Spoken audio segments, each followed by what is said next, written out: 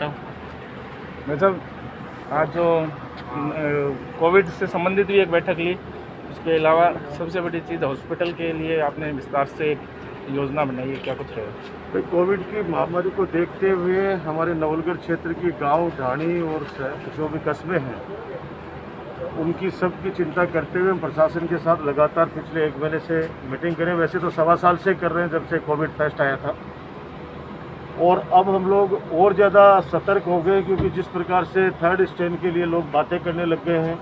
आज राजस्थान के मुख्यमंत्री जी ने, अशोक गहलोत साहब ने भी चिंता जताई है कि वर्तमान हालात में अगर वैक्सीनेशन नहीं हुआ हमारे देश के अंदर, प्रदेश के अंदर, तो तीसरी लहर का हम सामना बहुत मुश्किल से कर पाएंगे, विशेष तौर से हमारे बच्चों को बचाने के लिए। ये बहुत बड़ा स्टेटमेंट है एक मुखिया की ओर से, क्योंकि वो चिंतित हैं कि कैसे हमारे लोगों की जान बचे। तो हमारे मुकुंदगढ़ कस्बे के अंदर हमारा जो अस्पताल है वो 50 बेड का अस्पताल कर दिया गया है। इस अस्पताल को हम कैसे सुविधा युक्त बनाएं जिसमें लेटेस्ट टेक्नोलॉजी के हमारे इसमें संसाधन लगें ताकि लोगों को फ़ायदा हो। आज हमने कई चीज़ें तय की हैं और आज उसके लिए प्लानिंग के लिए मैंने हमारे मुकुंदगढ़ नगर पालिका के चेयरमैन साहब को, वाइस चेयरमैन साहब को, ईओ को, हमारे सभी प्रशासनिक अधिकारियों को हमने निर्देशित कर दिया है कि आप इसका एक पूरा प्लान करो ताकि एक अच्छे सैटेलाइट अस्पताल के रूप में हमारा मुकुंदगढ़ अस्पताल विकसित हो, ताकि दूर दराज के लोग, ग्रामीण अंचल के लोग, क्योंकि मुकुंदगढ़ से कम हमारी 15 से 20 पंचायतें जुड़ी हुई हैं। आप यहाँ से शुरू हो जाओ, जाटवाली से शुरू हो जाओ, ढिगाल से चले, ढिगाल से लेके जेजूसर, हमारा कशेरू, ये सारे इधर के आसपास के गांव हैं जो हमारे मुकुंदगढ़ से वास्ता रखते हैं। तो इस अस्पताल को हम लोग अच्छी सुविधा युक्त करने के लिए, ताकि लोगों का जीवन बचा सकें, तो 2 बेड का वेंटिलेटर का हम लोग ICU तैयार कर रहे हैं। 10 बेड का हमारा कोविड का यहाँ पे एक सेंटर बना दिया गया है, जो लोग अपना उपचार ले रहे हैं, ऑक्सीजन की भी कोई कमी नहीं है। तो और इसके अलावा पीने के पानी की समस्या नहीं हो, और बहुत सालों से जो एक समस्या थी, 70 साल से गंदा पानी इकट्ठा होता था, उसका भी हमने समाधान कर दिया है हमारे सभी लोगों ने मिलकर। और आज हम चाहते हैं कि मुकुंदगढ़ साफ सुथरा हो, न पीने के पानी की दिक्कत हो। और वर्तमान के अंदर जो हमारा एकमात्र उद्देश्य है, जो सबसे ज़्यादा फोकस इस बात पे है कि हमने हमारे चिकित्सक जो भी हमारे यहाँ पे हैं उन सबसे कहा है कि आप घर घर डोर टू डोर सर्वे करो, और जो लोग भी पॉजिटिव आए जाते हैं कोशिश करो कि होम आइसोलेशन में रहकर वो लोग अपनी जान बचाएं, क्योंकि अस्पताल तो उसी स्थिति में लेके आए कि ऑक्सीजन की अगर कमी हो गई हो या और कोई प्रॉब्लम हो।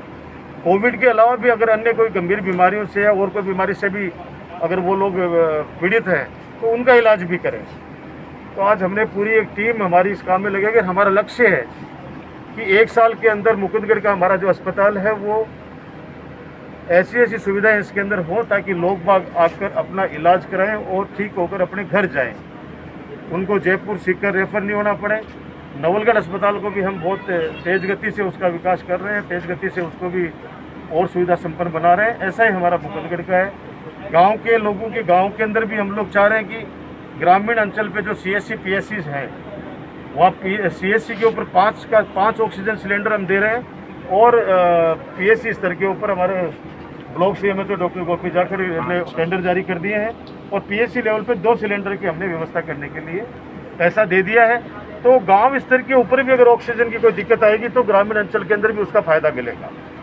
स्टाफ की कोई कमी नहीं है। मेरा एक सीधा उद्देश्य है शुरू से, खून के अभाव में, दवा के अभाव में, इलाज के अभाव में हम किसी व्यक्ति की जान नहीं जाने देंगे, बाकी बचाने वाला ऊपर वाला है।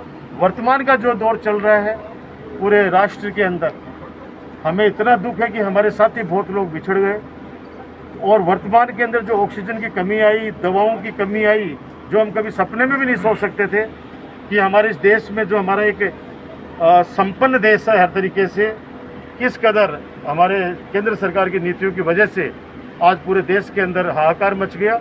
और मैं कह सकता हूँ कि जो वैक्सीनेशन 1 साल का जो हमें समय मिला था, उस 1 साल के अंदर हम उस वैक्सीनेशन का उपयोग गांव-गांव, ढाणी-ढाणी तक कर सकते थे हम लोग। लेकिन हमारी वैक्सीनेशन जो हमारे लोगों के लिए थी, हिंदुस्तान के लोगों के लिए थी, उस वैक्सीन को एक्सपोर्ट किया गया, और आज वो लोग सिर्फ आंसू इसलिए बहा रहे हैं कि उनके हाथ में कुछ नहीं है। मैं कह रहा हूँ कि आज नवलगढ़ की जनता मेरी और उम्मीद भरी निगाहों से देखती है।